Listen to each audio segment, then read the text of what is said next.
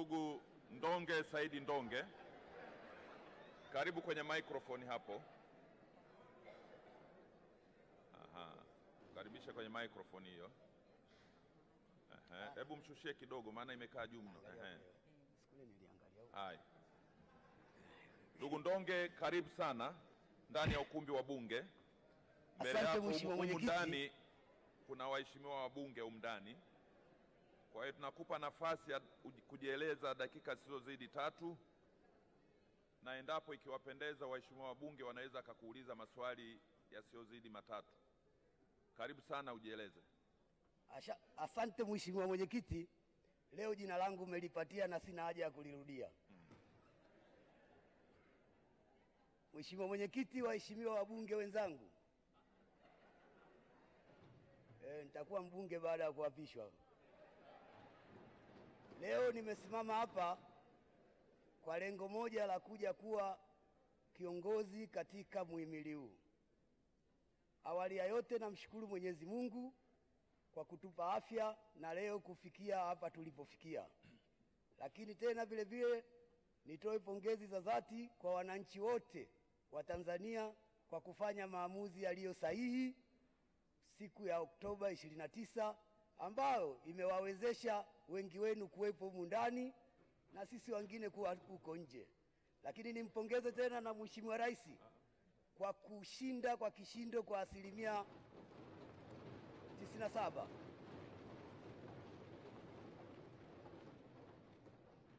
Na wakumbusha mliambiwa msishangilie. Mheshimiwa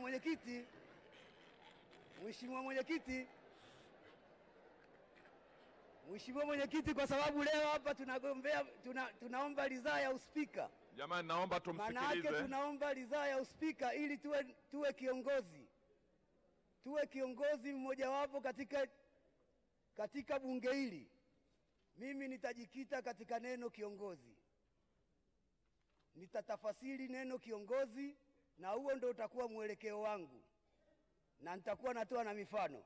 Mheshimiwa Mwenyekiti, neno kiongozi lina herufi zake 8 na linaanza na herufi K. Ile K ina maana ya kwamba kiongozi unatakiwa kukubali kukosolewa na unaowaongoza. Na Mheshimiwa Mwenyekiti, hili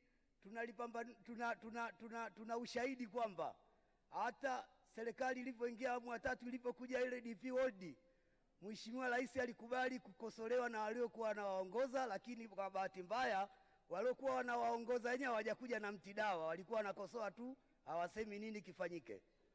Mheshimiwa Mwenyekiti, herufi ya pili ni herufi I. Ina maana ya kuwa ijue tabia ya watu unawaongoza. Na Mheshimiwa Mwenyekiti, wote hapa ni mashahidi. Kwa Mheshimiwa Rais alipokuwa anajua tabia zetu sisi anaotuongoza, siku ile ya tarehe 3 baada ya kuapishwa na kutoa ile lockdown, watu wote walishangilia na maisha yameendelea. Mheshimiwa Mwenyekiti, herufi ya 3 ni herufi O.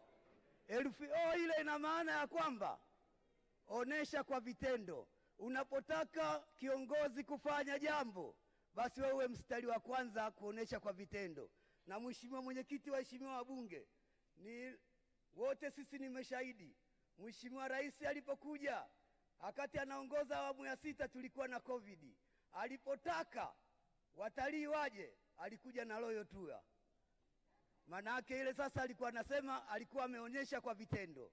Mheshimiwa Mwenyekiti, herufi nyingine ni herufi N. Herufi N inasema kiongozi unataka unene kauli thabiti, na sisi wote ni mashahidi. Hata walipokuwa watu wanasema kwamba serikali inakopa, lakini Mheshimiwa Rais alisema kweli, lakini kwa ajili ya nchi na sio kwa ajili ya mtu mwingine. Hongera sana Mheshimiwa Rais. Mheshimiwa Mwenyekiti, herufi inayofuata ni G. Ile G ina maana gawa madaraka kwa unaoongoza, na nyinyi ni mashahidi. Mheshimiwa Rais kwa hili sio shida zake. Alimgawia madaraka Mheshimiwa Popa kakayaacha mwenyewe kule Arusha. Na naamini hata mimi kama kula zikutosha naweza kugaiwa vile vile. Mheshimiwa Mwenyekiti, herufi inayofuata ni herufi O. Herufi O hii inasema ondoa uonevu kwa unaowaongoza. Mheshimiwa Mwenyekiti, wote sisi ni mashahidi. Mheshimiwa Rais alipoingia baada ya kuona manunguniko akaleta haki za jinai, tume ya jinai, na sisi leo wote tunasema hapa hakuna kukamatwa na polisi mpaka uchunguzwe. Manunguniko yameondoka na mambo yanaenda vizuri. Lakini Mheshimiwa Mwenyekiti, inafuata ile herufi Z, zuia migogoro kwa unaowaongoza. Wakati serikali ya awamu ya 6 inakuja, kulikuwa na migogoro mingi sana ya wafugaji na wakulima pamoja na watu wa wanyamapori. Mheshimiwa Rais akaja na tume ile, kamati ya mawaziri wa sekta, na wamefanya kazi vizuri, na leo migogoro imekuwa adimu. Mheshimiwa Mwenyekiti, herufi ya mwisho ni herufi I. Sasa hapa niwaambie wabunge, waheshimiwa wabunge, hapa mnapaswa kutembea kifua mbele.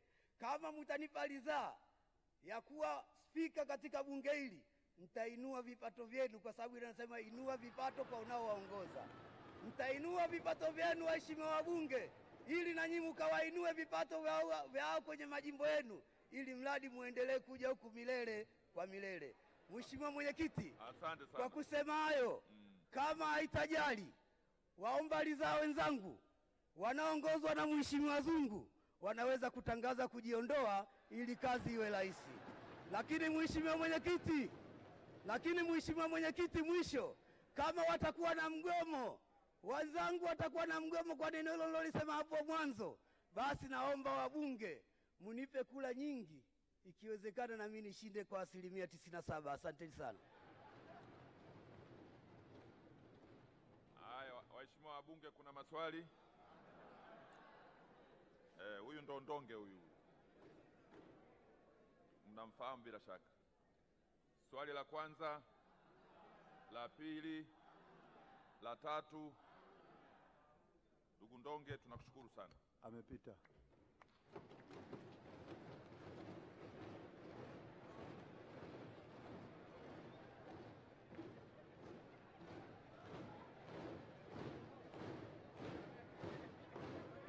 Amepita.